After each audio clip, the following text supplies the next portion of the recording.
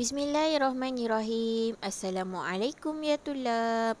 Al-yawm sanadrusu al-lughat al-arabiyyah is-saffir rabi' ma'al ustazah Nadia. Hari ini kita akan belajar bahasa Arab darjah 4 bersama dengan Cikgu Nadia. Baiklah, hari ini kita akan masuk pelajaran yang kelima, iaitu tentang ad-dhamairu. Ad-dhamairu. Ad-dhamairu bermaksud kata ganti nama. Baiklah murid-murid, ad-dhamairu terbahagi kepada dua bahagian. Yang pertama, ad-dhamirul munfasilah.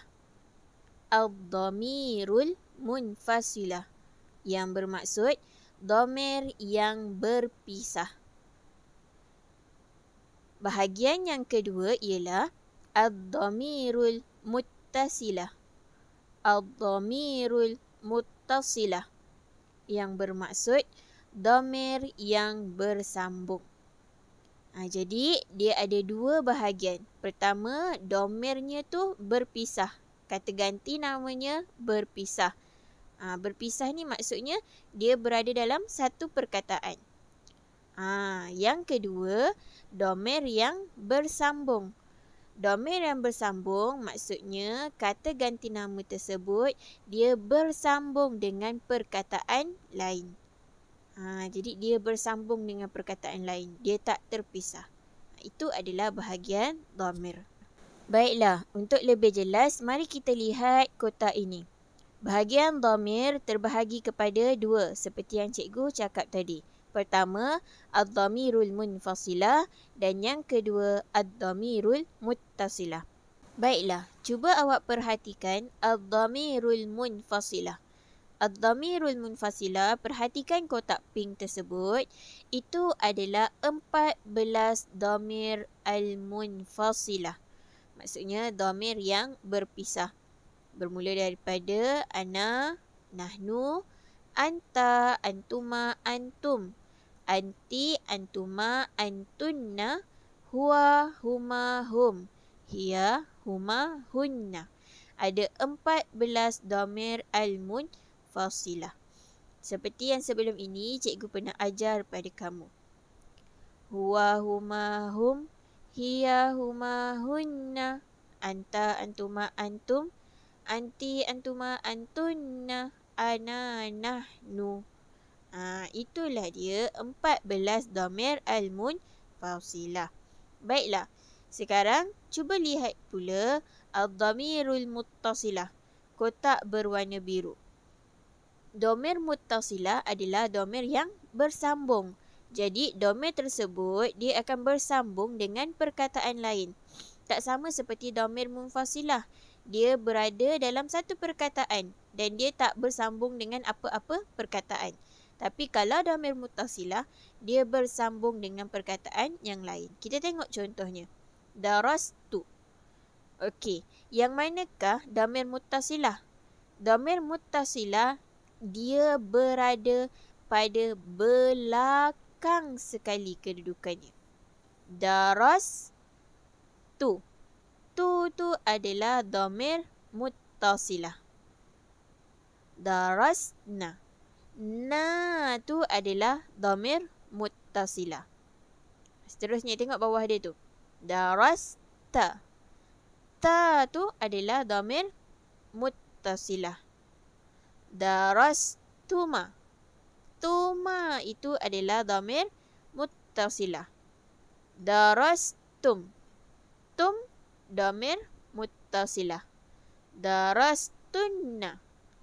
Tunna adalah dhamir muttasilah. Darastu. Tu adalah dhamir muttasilah. Darasta. Ta adalah dhamir muttasilah.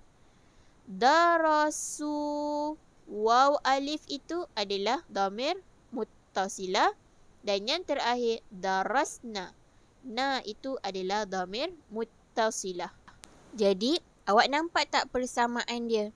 Persamaannya adalah dhamir muttasilah Dia berada pada kedudukan belakang sekali dalam perkataan. Baiklah murid-murid, kalau murid-murid perasan, pada kotak yang pertama terdapat kotak anwa'. Anwa' ni maksudnya bahagian. Jadi, ad-dhamirul munfasilah dan ad-dhamirul muttasilah ada bahagian-bahagian di bawahnya. Dia terbahagi kepada 3 bahagian. Yang pertama, al-mutakallim. Al-mutakallim ni bermaksud dhamir yang berkata-kata, orang yang bercakap. Yang kedua, dhamir al-mukhatab atau al-mukhatabah. Maksudnya, dhamir yang diajak berbual. Orang yang kita ajak berbual dengan kita. Itu adalah dhamir mukhatab. Dan yang ketiga, dhamir al-ghaib atau al-ghaibah. Maksudnya, orang yang kita bualkan. Baiklah, sekarang mari kita lihat contoh dhamir tersebut supaya kita lebih jelas. Yang pertama adalah bahagian al-mutakallim, iaitu orang yang berkata-kata. Pihak pertama, sama ada lelaki atau perempuan. Contohnya, ana. Ana ni maksudnya saya. Dan nahnu. Nahnu ini adalah kami. Ini adalah 2 dhamir yang termasuk dalam bahagian al-mutakallim. Pihak pertama yang berkata-kata.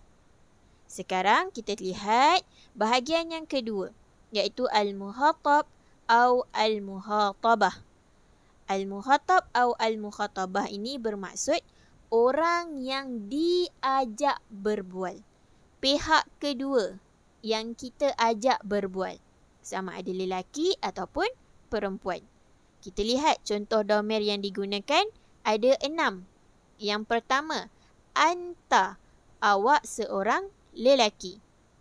Kedua, antuma, awak 2 orang lelaki. Ketiga, antum, awak 3 orang lelaki ataupun lebih. Keempat, anti, awak seorang perempuan.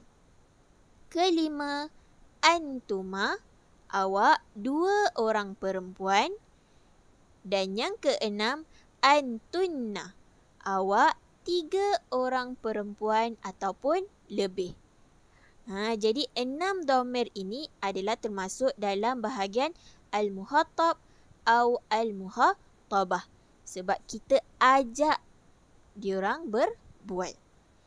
Baiklah, bahagian yang terakhir adalah bahagian al-ghaib atau al-ghaibah.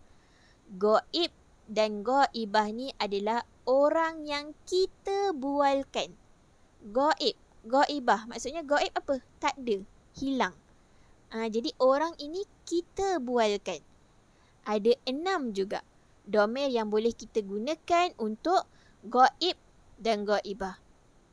Pertama, huwa, dia seorang lelaki. Kedua, huma, dia 2 orang lelaki. Ketiga, hum, dia 3 orang lelaki ataupun lebih. Keempat, hiya, dia seorang perempuan. Kelima, huma, dia 2 orang perempuan.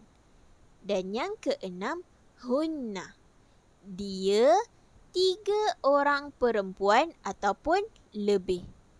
Jadi 6 dhamir ini adalah dhamir bagi ghaib dan ghaibah. Pihak ketiga yang kita bualkan. Baiklah murid-murid, setakat ini sahaja pelajaran kita pada hari ini. Kita jumpa lagi pada kelas akan datang. Terima kasih semua. Syukran. Ma'assalamah. Assalamualaikum.